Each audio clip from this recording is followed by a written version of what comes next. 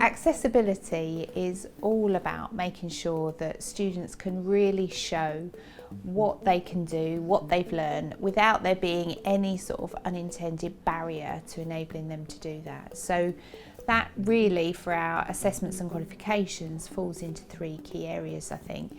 One is about language, so making sure that the language that's used in an assessment isn't a barrier to a student showing us exactly what they know on geography or history or whatever the subject content might be. So language is incredibly important, making sure it's at the right level and that it's accessible to everyone.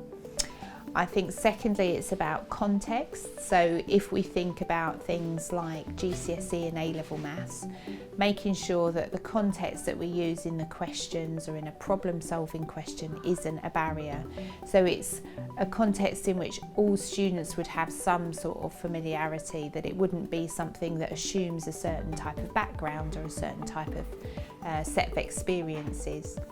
And then thirdly, it's about making sure that we can modify and accommodate all types of learners.